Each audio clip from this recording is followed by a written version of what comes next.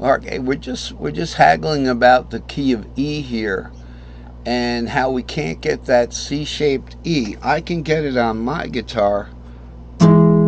So you have an E-shaped E here. You got an A-shaped A, and then you have a C-shaped B.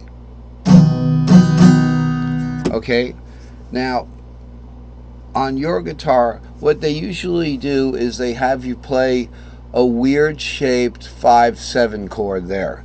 So let's say in the key of C, because my guitar is tuned to the key of C. So when I play down here, I'm playing a C. So it's C, F, and then this weird shaped 5/7 chord.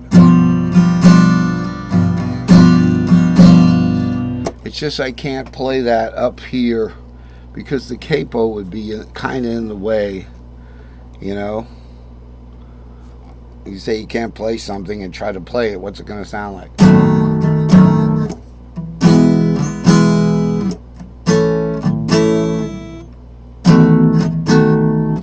Okay, so that's what they do. They give you this weird chord to substitute for that. You didn't want a seventh chord, even though it is the fifth. So it's cool to play the seventh because that's what the mode is. The mode is. And that's your B7 or G7.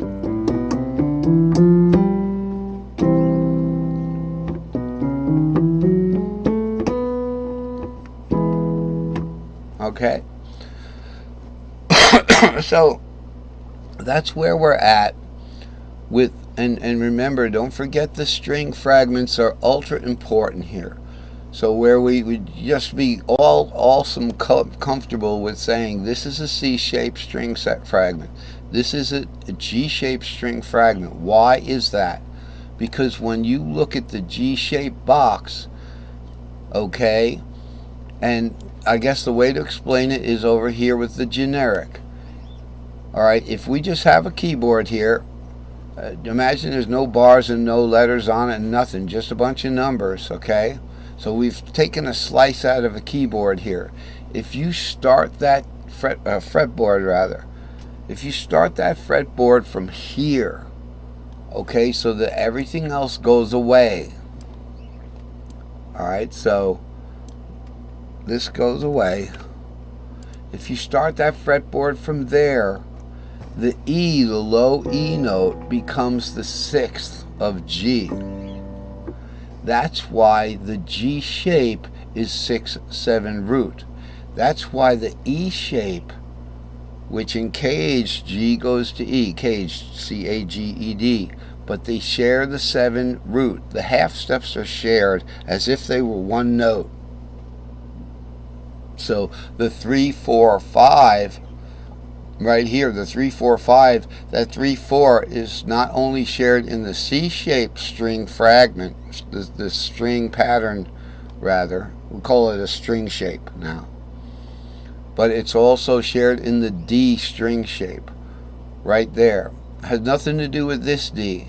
It just has to do with individual string patterns. Okay, so the D shape would be 2, 3, 4, would share that 3, 4 with the C shape, as if they were one note. Alright, so that's why E the E shape would be defined, the E string would be the bottom string in the key of E. If all this went away, now this time we have to keep the no play notes so that we can see we have the whole banner here. See this T? Here's the fret nut. Here's the regular open strings. Here's we can't play this unless we're an octave up or just using it. We could even go a half step up and play an E-shaped F there. Right? We could just move the thing up a half step and play an E-shaped F. So here, instead of doing this, we do this. Now we can get the 7th of F, which would be E. E would then become the 7th of F. Okay, so it'd be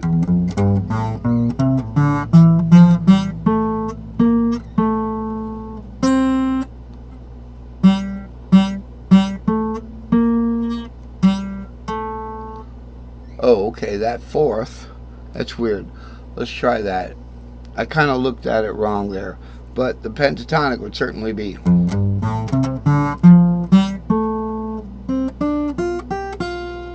Okay, that diatonic F would likely be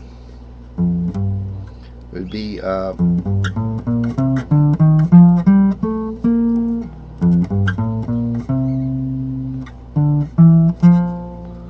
okay. I give up on that one. But that's what I get for moving it up a half step.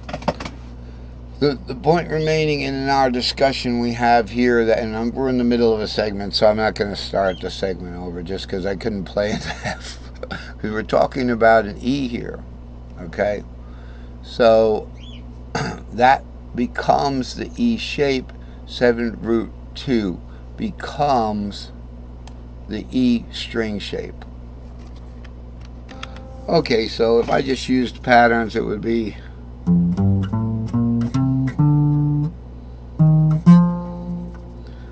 that sounds like a Mixolydian, really. So I guess we better use the right pattern because I started it on a fifth there. It should be 7 root 2, and 7 root 2 is the top of an S3L, so it would be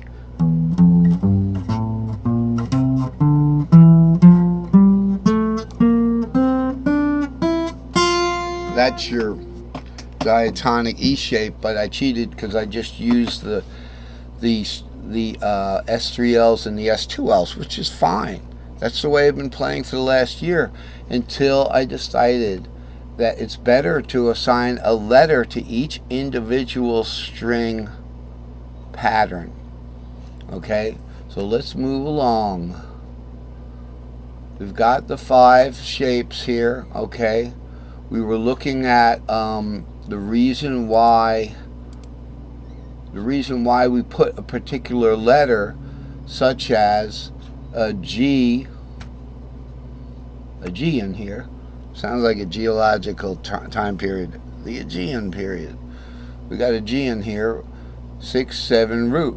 And like I was just explaining, that because there's your 6, 7 root in the key of G, E becomes the 6th. You'll hear me mentioning that a lot, but I like to show it this time to make sure I'm just not rattling this stuff off and giving you brain service, but really you don't know what I'm talking about when I say the A pattern starts on the 5th because E is the 5th of A.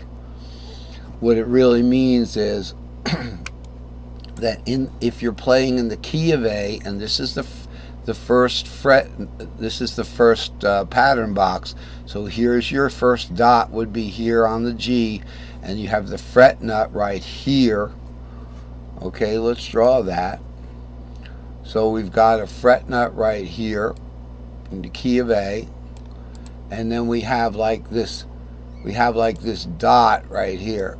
Okay, that would be our first dot right there. Then in that situation where we're in the key of A, if we assign, only because we put a 5 there, it puts us in the key of A, because E would become is the 5th of A. So that E, that low E, would become the 5th of A. The open A string would become the root. So that's why the A string fragment is 5, 6. So it suffices to say that each one of these first, I guess you call them open string boxes, has their own stack of string patterns. The A by definition starts on the 5, 6 string pattern. The C by definition starts on the 3, 4, 5 pattern. So, and then we go around from there. As we go C, G, D, A, E, we're going up in fifths. So we got C, G, D pattern is 2, 3, 4. A pattern 5, 6. Warp over the E pattern and to the C pattern again. So we go around. Same thing with A.